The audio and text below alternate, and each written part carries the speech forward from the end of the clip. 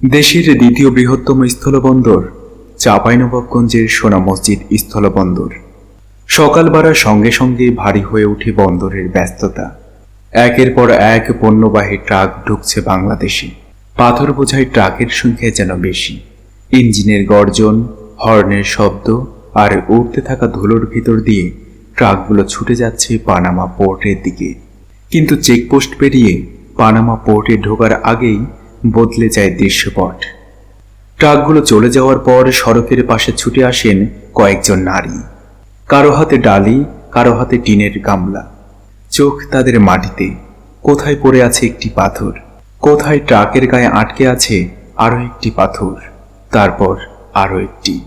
এভাবেই ধীরে ধীরে ভরে ওঠে তাদের পাত্র। অন্যের ট্রাকের গায়ে লেগে থাকা কিংবা পথের ধুলোয় পড়ে থাকা এই পাথরই তাদের জীবিকার একমাত্র উপকরণ। দিনের শেষে এই সব পাথর বিক্রি করে যে টাকা আসে তা দিয়ে চলে তাদের সংসার। শাহিদা বেগম সোনা মসজিদ স্থলবন্দর এলাকার 0 পয়েন্টের বাসিন্দা। প্রায় 15 বছর আগে স্বামী মারা যাওয়ার পর সংসারের দায়িত্ব এসে পড়ে তার কাঁধে। বেঁচে থাকার তাগিদে শুরু করেন পাথর কুড়ানোর কাজ। সকাল 10টার দিকে বন্দরে ট্রাক আসা শুরু করলেই শাহিদার কর্মদিবস শুরু হয়। ট্রাকের বডি কিংবা বাংকার কিংবা বিভিন্ন অংশে লেগে থাকা পাথর সংগ্রহ করেন। ট্রাক চলার সময় কিংবা যাওয়ার পথে রাস্তায় পড়ে থাকা পাথরও কুড়িয়ে নেন। সকাল থেকে বিকেল 5টা পর্যন্ত এভাবেই চলে তার দিন। কাজ শেষে শরীর ক্লান্ত হয়ে পড়ে, কিন্তু ক্লান্তির চেয়েও বড় চিন্তা আজকের সংসারে কতটা চলবে। 5 বছর ধরে একই লড়াই ঠুনিয়ারার। শাহিদা একা নন, প্রায় 5 বছর ধরে একই কাজ করছেন ঠুনিয়ারা বেগমও। তার হাতেও ডালি, চোখেও একই অপেক্ষা, কখন একটি ট্রাক চলে যাবে আর তার ফেলে যাওয়া পাথরের মধ্যে পাওয়া যাবে সংসারের কিছু আয়। সপ্তাহ জুড়ে পাথর কুড়িয়ে এক ট্রলি হলে তা বাজার ভেদে বিক্রি হয় প্রায় 2000 থেকে 3500 টাকায়। এই আয়ই তাদের সংসারের একমাত্র ও অন্যতম ভরসা। হিসাব করলে সপ্তাহের আয় খুব বেশি নয়, কিন্তু তাদের জীবনে এই সামান্য টাকাটি অনেক বড়। কারণ এই টাকা দিয়ে চাল কিনতে হয়, সংসার চালাতে হয় কিংবা পরিবারের প্রয়োজন মেটাতে হয়।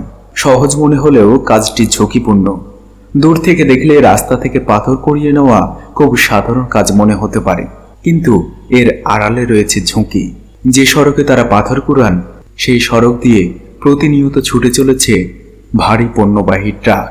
কখনো ট্রাকের একেবারে পাশ দিয়ে, কখনো ট্রাক চলে যাওয়ার পর দ্রুত রাস্তার দিকে ছুটে যেতে হয় তাদের। একটু অসতর্কতা বড় দুর্ঘটনার কারণ হতে পারে।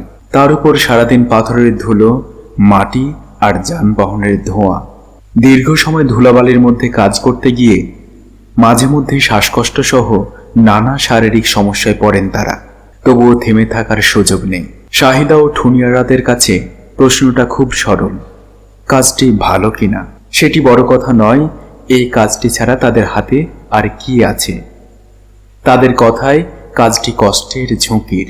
ধুলোবালিতে অসুস্থ হতে হয়, তারপরও এই কাজই করতে হয়, কারণ এটি তাদের আয়ের একমাত্র পথ। 4টা ডাল ভাতের জন্যই এই কাজ করছি। শাহিদার কথায় সেই বাস্তবতারই প্রতিধ্বনি। এই একটি বাক্যের মধ্যেই যেন বন্দরের হাজারো ট্রাকের শব্দের চেয়েও বড় একটি গল্প লুকিয়ে আছে। কোটি টাকার বাণিজ্যের পাশে কয়েক হাজার টাকার জীবন। সোনা মসজিদ স্থলবন্দর দিয়ে প্রতিদিন অসংখ্য পণ্যবাহী ট্রাক যাওয়া আসা করে। বড় বাণিজ্যের সেই কর্মযজ্ঞের পাশে দাঁড়িয়ে থাকা শাহিদা ঠুনিয়ারাদের জীবনযাত্রার হিসাব কিন্তু খুব ছোট। সপ্তাহের পর সপ্তাহ তারা কুড়িয়ে নেন অন্যের ট্রাক থেকে ঝরে পড়া পাথর। সেই পাথর বিক্রি করে পাওয়া 2 থেকে 3500 টাকা দিয়ে তারা জোড়া লাগান নিজেদের সংসার। বন্দরের বড় অর্থনীতির খাতায় হয়তো তাদের নাম নেই, তাদের শ্রমের হিসাবও হয়তো কোথাও লেখা থাকে না, কিন্তু প্রতিদিন সকাল 10টা থেকে বিকাল 5টা পর্যন্ত ধুলোমাখা সড়কে পড়ে থাকা প্রতিটি পাথর সাক্ষী হয়ে থাকে তাদের শ্রমের। ট্রাক আসে, ট্রাক যায়, বন্দরের ব্যস্ততা থামে না। আর রাস্তার পাশে ডালি হাতে অপেক্ষা করেন শাহিদা, ঠুনিয়ারারা।